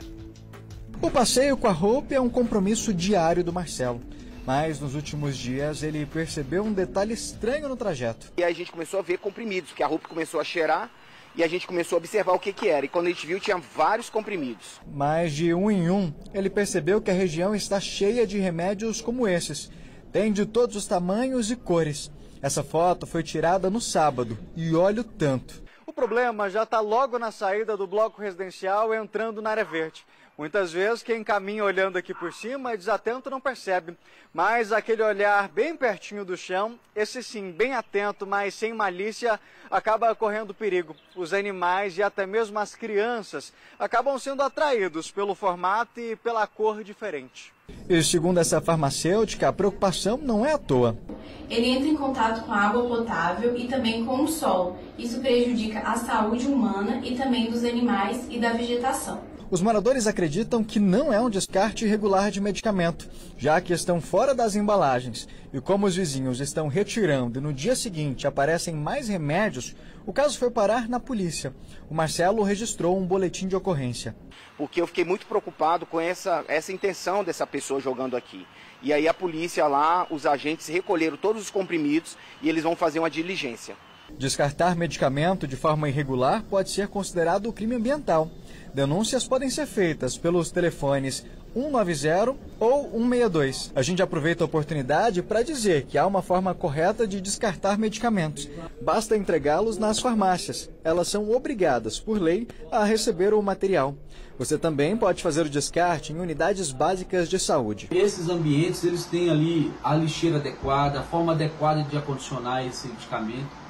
E eles vão fazer o recolhimento desse material de forma segura, dando a ele o seu tratamento e sua destinação final adequada. Olha só, você sabe o que você deve fazer se você fizer um Pix errado, se você receber o Pix de alguém? Gente, um médico, ele recebeu um dinheiro que, enfim, não estava programado e acabou sendo, sabe o quê? Ameaçado. Ele mora aqui no Distrito Federal. Daqui a pouquinho a gente vai te explicar essa história. Inclusive, vai te dizer também o que você deve fazer numa situação como essa, né? Daqui a pouquinho também eu mostro as fotos que você tem mandado pra gente, os comentários ao longo do jornal. É rapidinho o intervalo, me espera, eu já volto. Hora daquele momento em que você se vê aqui no jornal, quando a gente se sente ainda mais próximo um do outro, mandou sua foto assistindo aqui a nossa edição pelo nosso WhatsApp, 996232421. Também pode mandar pelas nossas redes sociais. O nosso Instagram é o @SBT Brasília. Você manda e eu mostro aqui. Vamos ver quem já se conectou com a gente. Cid Barbosa, oi, adoro você, está aqui fazendo o registro. Obrigada, Cid. Quem mais mandou? Neide, olha que fofura. Oi, Vivi, estou assistindo você com minha mãe, te adoro. Ela que é lá do Gama Leste. Neide, olha só que fofa. Adorei essa foto. Também adoro quando vocês mandam aqui essas fotos, esses registros todos ao longo do jornal. Porque eu acho que a gente se sente tão mais perto, né? Eu fico sabendo quem tá aí do outro lado, me acompanhando as notícias. Tá aqui já a Gabriela, outra gracinha, o melhor jornal. Gabriela de Planaltina de Goiás. Um beijo pra você, Gabriela, e pra todo mundo aí de Planaltina de Goiás. Maristela, bom dia, Vivi, todos os dias ligados aqui em você, os meus netos. Maristela no condomínio Porto Rico, lá de Santa Maria. Bonitinhos demais os netinhos dela, né? Volta aqui rapidinho, que eu tava ali lendo. E aí depois, olha só que fofurinha, os dois ali juntos. Muito fofo. Obrigada. Quem mais? Vamos lá, tem mais um? Evandro Tavares. Evandro lá, tá ligado aqui no SBT? Não colocou de onde é? Quando vocês forem mandar mensagem, aproveita para vocês colocarem também, viu? De onde vocês são, manda um recadinho. Obrigada, Evandro. Bom, eu quero agradecer essa participação de vocês sempre aqui com a gente. Depois a gente continua colocando aqui mais fotos, combinado? E me conta uma coisa, você vai ficar por aqui na virada do ano? Vai ter festa de Réveillon na Esplanada, viu? O governo publicou hoje um edital para o Réveillon Cidade Luz. O valor do contrato, que é de 12 milhões de reais, 2 milhões a menos do que foi investido em 2021, quando teve aquela polêmica toda, lembra? Envolvendo um suposto superfaturamento no que foi gasto naquela festa de fim de ano. Pois é, vamos conversar com a repórter Olga Amaral aqui pra gente saber os detalhes. Olga, conta pra gente, assim, já dá pra ter uma ideia do que vai vir aí nessa festa? Ou tá nessa fase ali ainda realmente pra poder o pessoal se manifestar e falar que quer participar dessa festa toda? Conta mais. Justamente nessa fase, Vivi, sem muitos detalhes, né? Mas já sabemos que são shows na Esplanada e também em algumas cidades administrativas, algumas regiões como Ceilândia, Planaltina. E olha só, esse edital, ele contempla também a decoração em alguns pontos da capital, a exemplo da Esplanada e também ali do Palácio do Buriti, né? A Praça do Buriti, ainda na Praça do Cruzeiro, ali na região também da Catedral Rainha da Paz. Então, portanto, a decoração de iluminação e também as festas do Réveillon, que é o Cidade Luz 2024, por conta desse edital que foi aberto, aí as pessoas têm que ficar já atentas, né? As empresas que querem participar, elas devem mandar aquela inscrição, claro que atendendo todas as exigências do edital publicado hoje, então mandar um e-mail para a Secretaria de Cultura, desejando, colocando lá por que deseja participar e, é claro, atendendo a essas demandas, né, do edital. E esse prazo de validação da inscrição, ele vai de amanhã, dia 4 de outubro, até o dia 6 de novembro. Lembrando que a decoração, ela vai ser lançada, ela vai ser inaugurada lá no dia 15 de dezembro. Então as pessoas já vão poder curtir, né, uma Brasília iluminada já a partir dessa data, um pouquinho antes aí do Natal. E olha só, Vivi, relembrando aquela polêmica toda, né, que houve com relação a essa festa, a esse evento em 2022, houve uma investigação do Ministério Público aqui do DF, do Distrito Federal e Territórios por conta de um suposto superfaturamento. Aquele evento naquele ano estava ali nos 14 milhões, como você bem disse, agora 12 milhões, então 2 a menos. E lembrando também que no ano passado não houve essa festa, de acordo com o Distrito Federal, com o governo, por conta que nenhuma empresa atendeu ali as exigências do edital publicado no ano passado. É importante a gente frisar que em janeiro de 2022 o Ministério Público deflagrou uma operação para cumprir mandados relacionados a essa suspeita aí de superfaturamento. Só que essa investigação foi suspensa pelo Superior Tribunal de Justiça. Eles deram conta de que não havia, né, irregularidades. Todos os envolvidos negaram, inclusive, algum tipo de irregularidade. mais uma vez, né, reforçando, essa festa foi cancelada, portanto, agora temos a festa de Réveillon, contempla a virada, a decoração, e aí o secretário de Cultura falou um pouquinho justamente sobre essa redução também no orçamento, né, de 14 milhões, que foi aquele último Réveillon, aquela última festa ali de Natal também, e agora 12 milhões. Vamos ouvi-lo. Essa é a primeira vez que a Secretaria de Cultura está encabeçando esse projeto, com o valor mais baixo de iluminação dos últimos anos. Todo o processo de chamamento passou por uma análise criteriosa da Procuradoria do Distrito Federal. Estamos lançando o edital com antecedência para que a seleção da OSC seja feita de forma criteriosa, obedecendo todos os critérios da legislação vigente. Estamos trabalhando com toda a dedicação para que esta celebração seja digna do que Brasília merece. O edital de chamamento para Brasília Capital Luz é para iluminação em pontos estratégicos da cidade e também para o Réveillon, que vai acontecer na Esplanada e em outros pontos do Distrito Federal. Também é importante destacar que é um Réveillon que vai atender o Distrito Federal como um todo e não apenas o plano piloto. Todas as informações estão no edital, já disponível no site da Secretaria de Cultura e acessível a qualquer cidadão e cidadã. Reforço também que eventos como esse movimentam a economia do Distrito Federal, pois em 2022, o que chamamos de economia criativa gerou mais de 9 bilhões ao DF.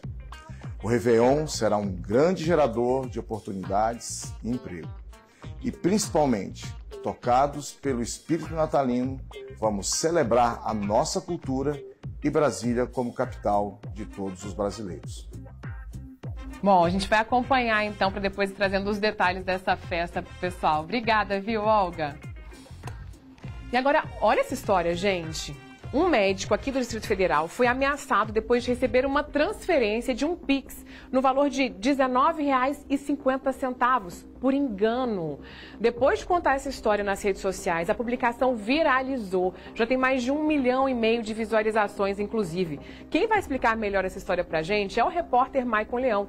Eu não sei como é que vocês ficam por aí, mas, Maicon, eu vou te falar, essa história de Pix, olha, toda vez que eu vou fazer alguma transferência, gente, eu acho que eu confiro assim umas 10 vezes antes de mandar, porque a gente fica com medo de mandar um número errado, como é que vai ser isso? E aí depois vem um caso como esse médico foi ameaçado para devolver esse dinheiro. Vivi, se fosse pelo menos 19 mil reais, né, ali, uma confusão dessa por conta de R$19,50, você falou que sente um pouco insegura ali, então vou fazer o seguinte, faz um Pix pra mim de qualquer valor que no final desse link eu vou ensinar como devolver. A chave é meu telefone, tá? E aí no fim eu ensino, pra caso você fazer errado ou você receber errado, como devolver para a pessoa. Mas a gente vai contar a história agora do Dr. Rubem, Vivi, que agora ficou conhecido como o doutor do Pix, e foi justamente como você disse, ele acordou um dia pela manhã e tinha o e-mail. A gente tem inclusive o e-mail aí na tela que dizia que a pessoa tinha feito um Pix ali por engano no início, Vivi. A mensagem até que seguia tranquilo, num tom adequado para explicar o erro. Só que de repente a mensagem descamba ali, começa a surgir um tom de ameaça. Falar inclusive que o doutor ele usa uma gíria de jogo para dizer que tem fama de pegar Pix dos outros e que se ele não devolvesse por bem, seria por mal. Doutor, quando o senhor acorda, se depara com aquela mensagem, qual que é a reação do senhor? Boa tarde. Boa tarde. Levei na esportiva. Assim que eu acordei, eu vi que tinha um Pix e já tinha um e-mail. Na hora eu achei que a abordagem podia ter sido um pouco diferente, mas levei na esportiva. Eu acho que a preocupação era válida. Eu teria feito um pouquinho diferente, mas deu tudo certo. Eu devolvi o dinheiro na hora. No início ali do e-mail, até que seguia num tom adequado, digamos assim, né? Mas de repente, dá um giro ali completamente. Foi. Ele, de repente, me acusa de estar colhendo Pix em nome dos outros, fala que vai com a polícia para fazer eu devolver por mal. Mas acho que não precisava disso tudo. Ele fez o Pix errado. A conferência das informações está lá e ia ser resolvido numa boa, não precisava dessa ameaça toda, não. Aí naquela hora mesmo, o senhor não pensou duas vezes, já clicou ali no botão para devolver o Pix, como é que foi? Foi. Tem uma forma de devolver o Pix direto no aplicativo, eu só cliquei em devolver o valor, não devolvi nada a mais, nada a menos, foi o Pix devolvido na hora. O senhor nunca imaginou, depois dessa situação, compartilhou com os amigos, mas nunca imaginou que geraria toda essa repercussão? De forma alguma. Minhas redes sociais são pequenas ali para os meus amigos e de repente a história cresceu para todo mundo. Tranquilo. Você estava até brincando aqui, Vivi, que estudou tanto para agora ficar conhecido como o doutor do Pix. Exato. Mas faz parte, essas coisas acontecem. Pelo menos ninguém saiu lesado. O importante é isso, eu ter levado ali na esportiva, mas mesmo assim fica um pouco preocupado. As pessoas ao redor do senhor ficaram preocupadas, até querendo que o senhor registrasse mesmo o boletim. Foi, as pessoas falaram, registra um boletim de ocorrência, registra ameaça, mas eu não vi muita necessidade num primeiro momento. Claro que se ainda continuasse tendo mensagens de outro tom ou alguma coisa assim, acho que valeria a pena, mas por enquanto acho que está tudo resolvido. Depois da devolução do Pix, mesmo depois da repercussão, nenhum sinal mais dessa pessoa? Não, ele não entrou em contato. Se quiser entrar em contato, ele tem meus e-mails, meus dados, mas por enquanto nada. Acho que deve estar resolvido para ele também, espero. Ficou feliz com os R$19,50 de volta? Tomara. De verdade. Vivi, a gente brinca com a situação, mas é importante ressaltar o seguinte. Nesse caso aqui, o doutor agiu ali não é nem de boa fé, porque é uma obrigação. O erro ali, na verdade, está na abordagem dessa pessoa que chega no tom de ameaça, mas a gente aproveita esse espaço aqui porque é uma situação que pode acontecer muito. Você, inclusive, acabou ressaltando aí que sempre confere ali com uma certa preocupação, mas, infelizmente, muitas pessoas ainda têm ali um deslize e acaba, às vezes, confere errado ainda e manda Pix para outra pessoa. Eu, inclusive, recentemente fui abordado aqui na rua por um homem que queria saber como recuperar R$4.000 que ele tinha mandado errado para outra pessoa e essa pessoa estava se recusando a devolver esse dinheiro. Então, assim, vale lembrar que quando você recebe um Pix que não era direcionado ali para você, que você não tinha direito a ele, imediatamente você deve devolver aquele valor.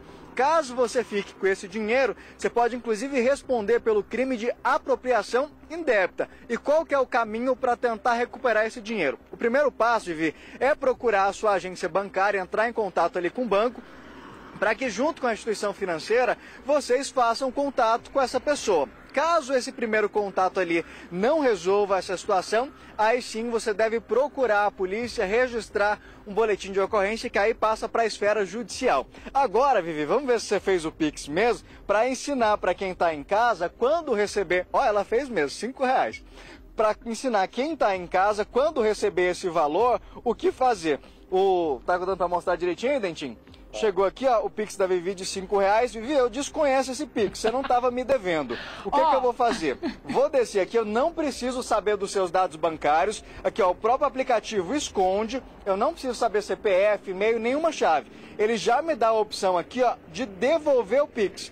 Eu vou só clicar aqui e ele vai fazer o Pix de volta. Tá aqui, ó, o valor. Você pode devolver até R$5, que era o valor que você fez para mim. Vou fazer aqui agora. Ele confirma, continua não me mostrando os seus dados por inteiro, mesmo protegendo ali, fazer o reconhecimento facial aqui agora. E Vivi, tá na sua conta já o Pix que a gente fez, teoricamente, por engano. Gente, chegou! Chegou, olha só, eu quero te mostrar que chegou aqui. Deixa eu te contar uma coisa, viu? Você viu que eu fui murrinha, né? Coloquei aqui R$5, porque vai que você não devolve. Pelo menos dinheiro, né? 5 mil, né? Mas você sabe que você começou brincando, Maicon, falando aí, né? Você falou assim, olha, poxa, R$19,50, se fosse 19 mil.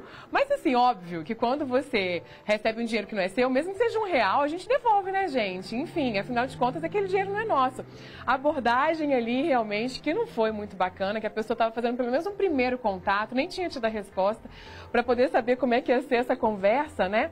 Mas é importante mesmo que você, então, seja honesto, né? Bom, o Maicon demonstrou aí que é super honesto, fez ao vivo, gente. Aqui, olha, a devolução do Pix. Agora, deixa eu te contar uma coisa, Maicon. Você mostrou aí, né, rapidamente, falou como é que faz para poder a pessoa devolver, caso tenha recebido um dinheiro errado. A gente também recebeu aqui um vídeo de um advogado explicando o que deve ser feito quando você faz esse Pix errado, né? Ou então recebe um ali que não era seu. Vamos ver junto aqui.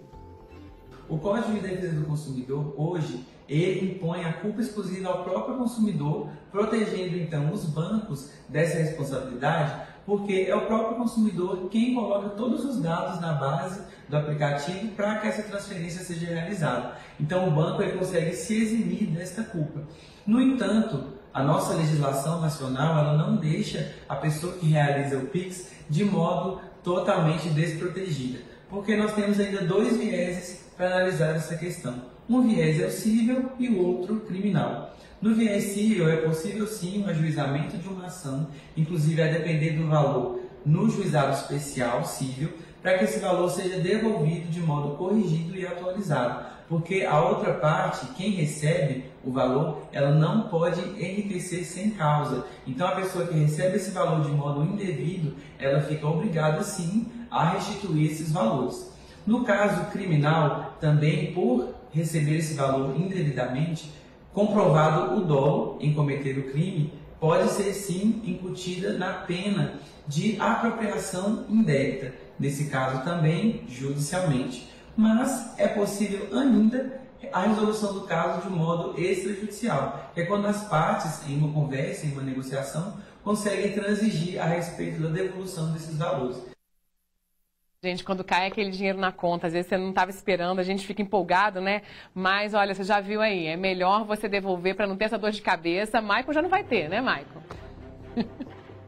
Não, já não tem esse problema mais, seus R$5 já tá aí na conta. E, Vivi, o principal é se atentar ali na hora de fazer mesmo a transferência. No caso aqui do doutor, a chave era o e-mail dele e é um nome até fora do comum, é Ruben, não é Rubens. Então, assim, se fosse ao contrário, até era mais fácil de entender, né, doutor? Exato. Meu nome não é tão simples de errar. E mesmo assim acabou indo parar na conta dele, Vivi. Então, é redobrar o cuidado ali. E, claro, se acontecer, vamos abordar de uma forma melhor, tentar ali um primeiro contato mais amigável, não é já chegar com o pé na porta, né? Exatamente, afinal de contas ele foi ali, né, tão gentil, devolveu, enfim. A pessoa já fica com aqueles 7 pedras na mão, né? Já fica preocupada. Quando começa ele fala, vou logo já falar grosso que é para poder devolver e ameaçar. Não é assim, né? Nem todo mundo faria como, na verdade, nem todo mundo agiria de outra forma como o médico agiu, né? Que foi ali gentil, prestativo e logo já devolveu o dinheiro certinho. Como você, Maicon. Obrigada, viu, pelos meus R$5 de volta. Depois paga um lanche. Beijo. O jogador foi assassinado com um tiro na cabeça durante um assalto em um ônibus no Recanto das Emas. 3 bandidos participaram do crime. As imagens do circuito interno que todo ônibus que circula no DF tem podem ajudar nas investigações. Crime bárbaro, hediondo, cruel, sem explicação o disparo que foi efetuado. Os 3 entraram no ônibus, como você bem disse, não aparentavam ser ladrões, bem vestidos, talvez estivessem indo para o shopping, o JK Shopping, que é a rota que o ônibus faz.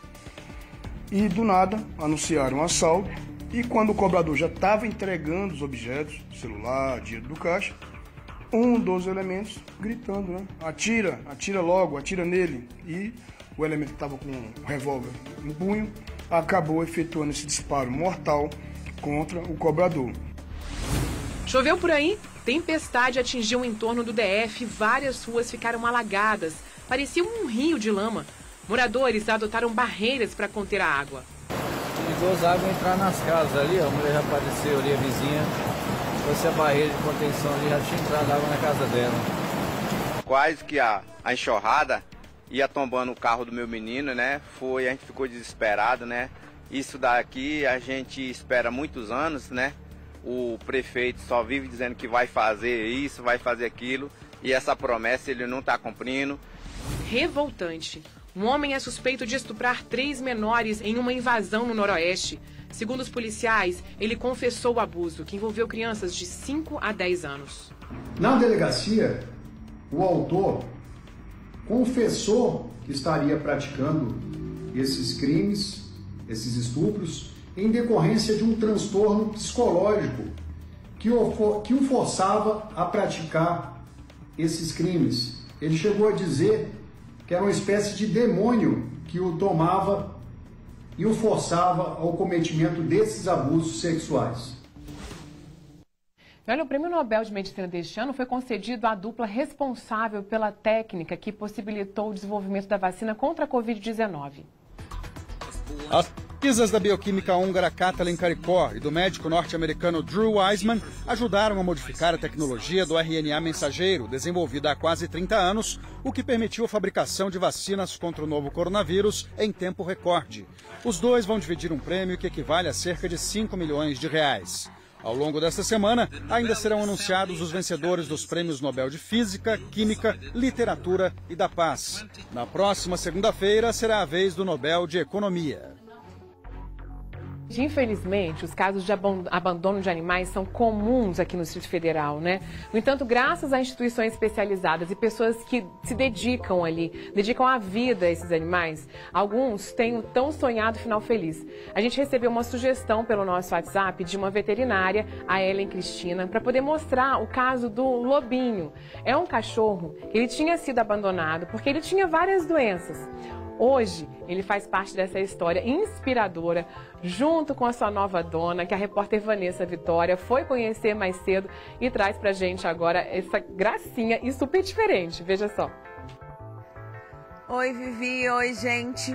Eis que apresento pra vocês ninguém mais, ninguém menos do que Lobinho. Olha que fofinho, gente. Ele é muito dócil, mas ele é muito bebê ainda. Ele só tem 2 meses. Essa é a Ellen, a tutora do Lobinho, e ela vai contar um pouquinho, porque inclusive, além de ser a tutora, ela também é veterinária. E aí entende muito sobre o assunto pets, mundo animal, né, Ellen? Boa tarde pra você. Boa tarde, tudo bem? Então, o Lobinho é um cachorro muito, muito mais do que especial, né? No sentido de ser fofura, mas também ser um pouquinho diferente dos outros. Isso mesmo, o Lobinho ele nasceu com uma malformação, 3 malformações congênitas, né? Que é o lábio leporino, ele tem o nariz bífido e ele tem ele não tem globo ocular, a noftalmia, que é conhecido como no termo médico, né? Termo veterinário. E isso se dá dentro quando a mãe está gestando. Pode ser uma malformação genética, por fatores infecciosos, ambientais, nutricionais. E o dele a gente não pode dizer qual exatamente a causa. A gente não tem como saber a causa porque a gente não sabe o histórico prévio dele. Gente, então, eu não sabe o histórico porque ele foi adotado. Foi um cachorrinho que veio aí para a vida da Ellen por meio da adoção. Ela viu em uma rede social que ele estava disponível para adotar.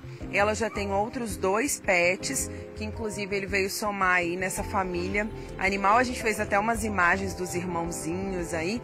E uma outra coisa é que quando a Ellen fala sobre o globo ocular dele, os 2 olhinhos, ó, não é só um, os 2. Então ele não tem nada de visão, 0%. E Ellen conta sobre a adoção pra gente.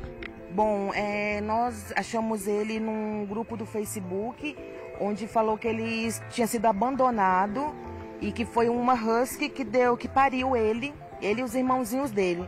E que os outros foram adotados, menos ele. E ele estava apanhando de outros cachorros. E por que você decidiu ser a tutora dele?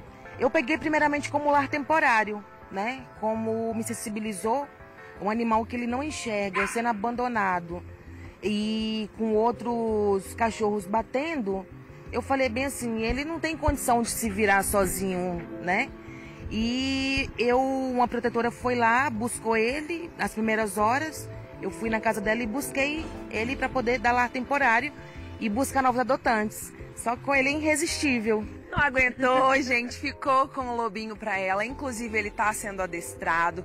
Ele vai ser um cão aí que vai incentivar, né? Inclusive, os seres humanos aí sobre conviver com as diferenças e vai ajudar muita gente com certeza. Parabéns, viu, Ellen, por esse amor todo pelos animais e principalmente pelo Lobinho.